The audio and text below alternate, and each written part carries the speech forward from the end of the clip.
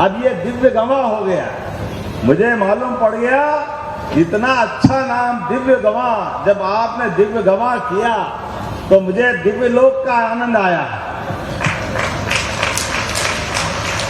हमारे जब नाम ऐसे रखते हैं तो हमारे दुश्मन की छाती पे सांप लौटते हैं।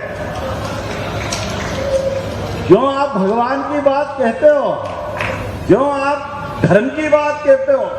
अरे नादानो, हम धर्म की नहीं करेंगे तो क्या अधर्म की करेंगे? जीवन भर तुमने वो ही किया है। हजारों साल से इस देश की संस्कृति भगवान श्री राम, भगवान श्री कृष्ण और उस दौर की अच्छाई देखो।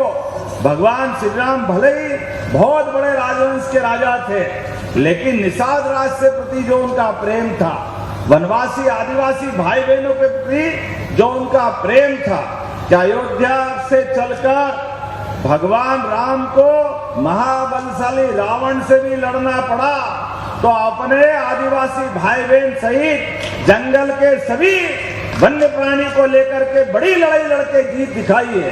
ये समाज को साथ लेके चलने की सबसे बड़ी पहचान है।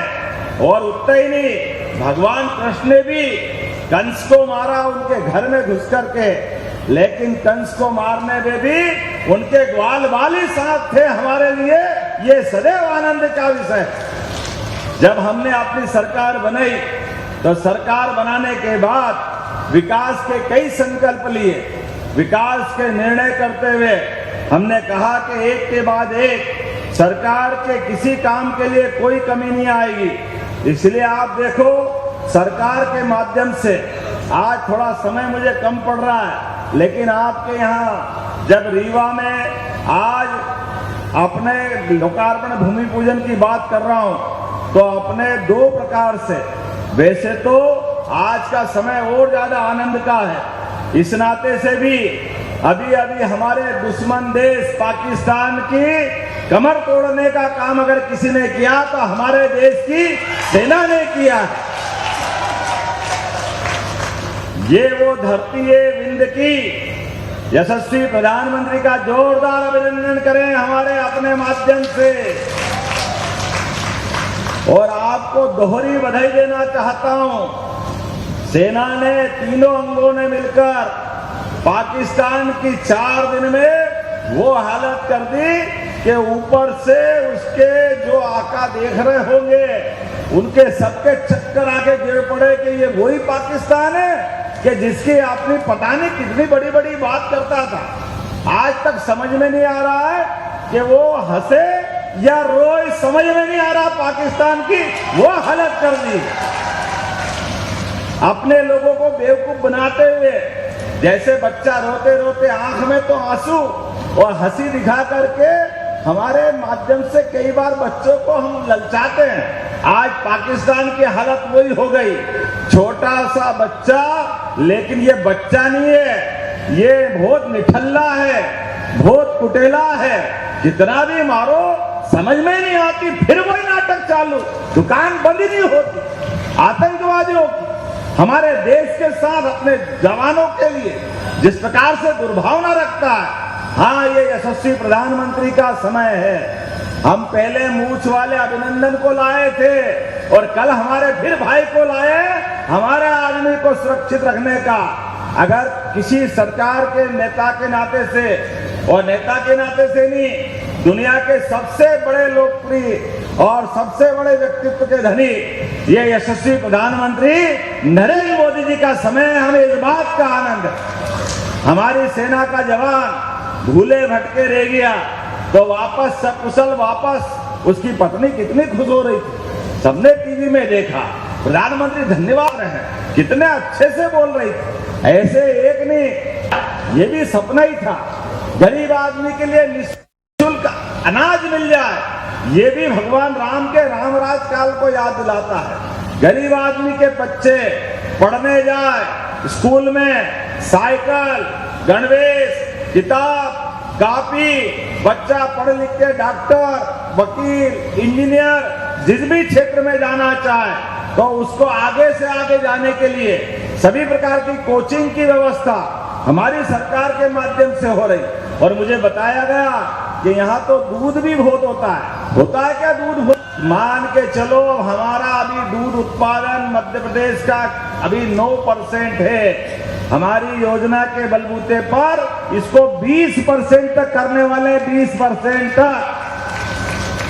जिनके घर गाय वो गोपाल, जिनके घर गाय का कुल वो घर घर गोकुल। हम तो गोकुल वृंदावन वाले है ही के नहीं? आनंद से बोलो आलकी की पालकी। आने वाले समय में हजारों साल से इस देश में दूध और दही की नदियां बहती थी। इसलिए कामधेनु योजना के माध्यम से जो गोपाल हैं, गाय पालन करना चाहते हैं, पशुपालन करना चाहते हैं, 25 गाय का 1 यूनिट, जैसे उद्योग वालों को सब्सिडी देते हैं, कारखाने वालों को मदद करते हैं, हमने तय किया कि जो दूध उत्पादन करता है ऐसे प्रत्येक दूध उत्पादन करने वालों को भी 25% अनुदान दिया जाएगा उनके जीवन में भी। और 200 गाय भैंस ला करके वो पाले तो उसमें 25% अनुदान ये सरकार के माध्यम से, और गाय का दूध भी हमारी सरकार के माध्यम से खरीदा जाएगा। हमारी किसान की आय फसल से तो अच्छी हो गई, लेकिन फसल के साथ साथ उसकी आमदनी दूध से भी होती है। ऐसे में दूध भी उत्पादन बढ़ना चाहिए, इसलिए दूध उत्पादन भी हम करने जा रहे हैं। लेकिन आज जब मैं आपसे बात कर रहा हूं तो यहाँ पर पहले तो बधाई देना चाहता हूं। अभी हमारी सेना ने जो पराक्रम दिखाया तो थल सेना अध्यक्ष और नौसेना अध्यक्ष एडमिरल अगर कहीं के हैं, आपके ही द्विवेदी जी और त्रिपाठी का जोरदार अभिनंदन करो। ये विंध्य के अपने शेर हैं, सफेद शेर की धरती, वो सफेद शेर की दहाड़ पाकिस्तान में सियालकोट तक सुनाई दे रही है। जोरदार अभिनंदन करो, क्या आनंद आया है। सुंदर जा आम तो पका नहीं अभी, लेकिन सुंदर सुंदर आपके तोप के गोले पाकिस्तान की कमर तोड़ने के लिए पर्याप्त हो गए। ये आनंद का विषय है हमारे सबके लिए। आज के इस अवसर पर हमारे अपने इस विंध्य के अंदर बीते 10 दिन पहले आया था। इतनी जल्दी तो इतने जिलों में नहीं गया। क्या करूं, रीवा मेरी भी जनकपुरी, रीवा मेरी ससुराल भी है, इसलिए थोड़ा ज्यादा अच्छा लगता है अपने परिवार के लोगों से मिलने का। हमारे बीच आज के इस अवसर पर मैं जब आपके बीच बात कर रहा हूं, हमारे विधायक जी ने इतनी सारी मांग कर दी, अब मैं सिरमौर विधायक महाराज इनसे क्या मना करूं।